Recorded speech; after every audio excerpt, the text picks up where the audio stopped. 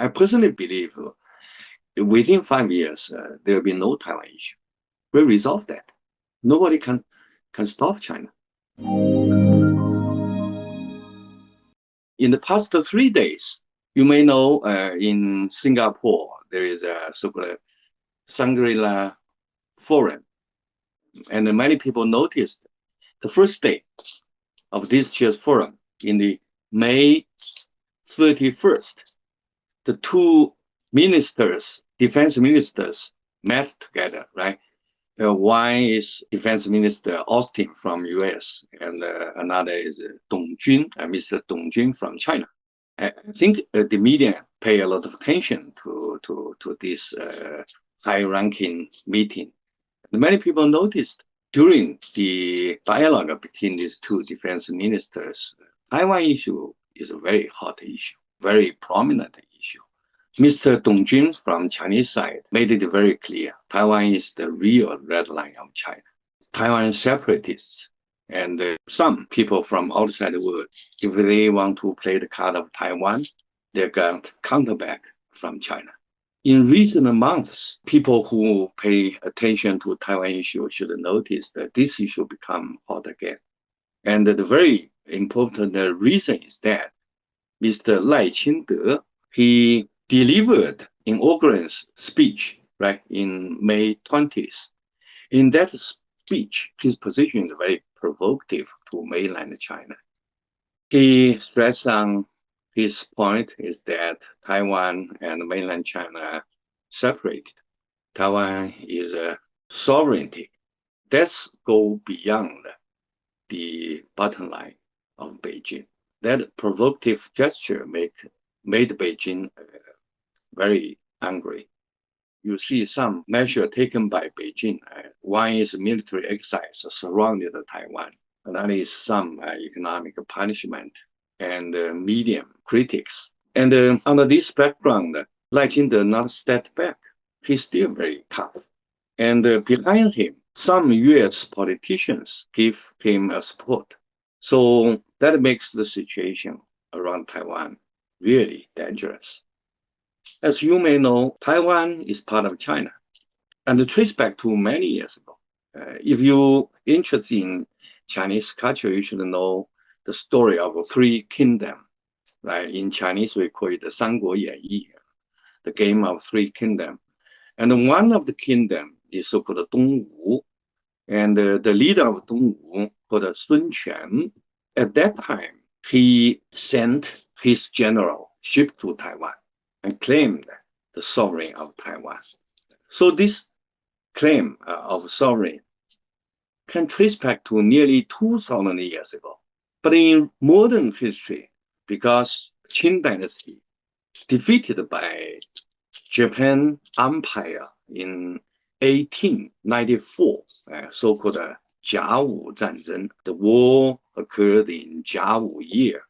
So Taiwan separated 50 years to Japan Empire. But after the end of Second World War, Taiwan back to China. The later time of the Second World War, there is a so-called Cairo Declaration signed by three leaders of the world at that time. One is Franklin Roosevelt, the President of the United States, and Winston Churchill of Great Britain, and Mr. Chiang Kai-shek, the leader of the Republic of China at that time. According to Declaration of Cairo, the Cairo Declaration, the Japan Empire must retain all the territory they seized from China. So that's the very important document with international law impacts. And 2 years later, in the famous Boston Protocol, fully 100% accept the stance of Cairo Declaration. That means the Boston Protocol ordered or required the Japanese Empire to retain all the territory, including Taiwan, back to China. And as you may know, in the August 15th, 1945, the Emperor of Japan Empire at that time, they fully accept the requirements of Boston Protocol, right? So from the perspective of international law, Taiwan back to China in 1945. Later on, Taiwan separated with mainland China, not because the invasion of other country, not because of the impact of international law, but because civil war. You may know, between 1946 to 1949, in China, we have a very tragic situation. At that time, the two major parties, one is the Communist Party of China, one is Nationalist Party of China. They fight each other. We fell into a civil war. And the result of this civil war is that Kuomintang, the so-called Nationalist Party of China, they fled to Taiwan. Then leads to the separation of Taiwan with mainland China until today, right? So basically speaking, now Taiwan and mainland China separated for a while because civil war is a result of civil war. And both sides, during when Kuomintang ran in Taiwan, both sides declared they represent the whole China. But in recent years, when DPP, Democratic Progressive Party of Taiwan, came into power, they changed the attitude. They changed their political position. They tend to legally separate Taiwan from whole China. That's something not acceptable from Beijing's perspective. So that's why in recent years, the relations across Taiwan Strait become very unstable. But up to date, the leaders in Beijing, their position looks like this. China will be unified, but Beijing side put peaceful unification on the very top. Although mainland China owns obvious military advantage, Beijing now owns a choice of use of force to unify China. But up to date, the leaders in Beijing still put peaceful unification on the very top, right?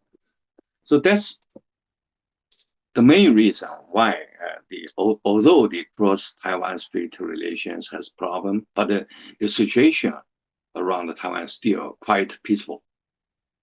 But with very recent political change in Taipei, Lai Ching-te, who publicly claimed he is a Taiwan separatist. With Lai Ching-te, this Taiwan separatists came into power. Then the situation now facing some danger.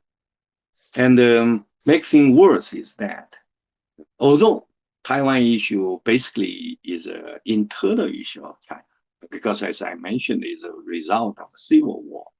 But at the very beginning, the United States involved in China's civil war. You know, during the civil war between 1946 to 1949, U.S. backed Kuomintang, backed the Nationalist Party of China, right? So to some extent, the U.S. involved in China's civil war. And after Kuomintang fled to Taiwan, the U.S. gave full support to Taiwan, including military support. So that makes the situation very complicated. Legally speaking, Taiwan issue is an issue of Chinese internal affairs. But because this historical reason, the U.S. is a party involved in this game. And on U.S. side, I think the quite high percentage of U.S. strategy want to play the card of Taiwan against mainland China. Although the U.S. side still promised to so-called one China policy. They give the cheap lip service every day. They said we were loyal to one China policy, but their behavior betrayed their promise. Their behavior is to encourage Taiwan to separate. So that makes the leaders in Beijing in a very awkward situation. As I mentioned, Beijing determined to unify the whole China. That's a promise to the whole nation. On any circumstances, Beijing will not give up this stance. We will unify the whole China. Now the new situation in Taiwan, in US, forced Beijing authority to give more serious consideration of a non-peaceful unification. So that makes the situation looks much more dangerous than before. As all know, this year, 2024, is the general election year of United States, right? And compared to previous election, this year the partisan politics is really get worse, right? Democrats, Biden side, they legally sued the former president Donald Trump, and put Trump in a very dangerous situation. On the other side, the Republican side, quite a lot, the Republican supporters become more and more enthusiastic to support Donald Trump. So the split of partisan politics really get worse. Whether this election can end in a peaceful way, we don't know. As for the result, from Chinese perspective, there is no substantial differences between the two candidates. As for Taiwan, I think no substantial differences. Both of them will play the card of Taiwan.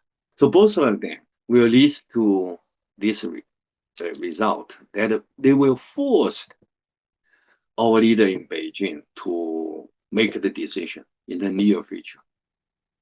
I personally believe within 5 years, there will be no Taiwan issue. We'll resolve that. Nobody can stop China. So because we will resolve Taiwan issue by use of force, that means there will be no one state, two system. No arrangement like Hong Kong. Just one state, one system.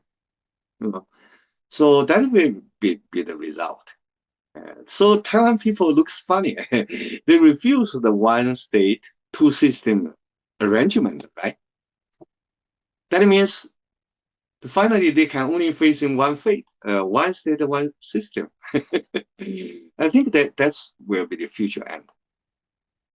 If you like this video, please check out thechinaacademy.org for more interesting stories and thought-provoking insights that are shaping the new global narratives.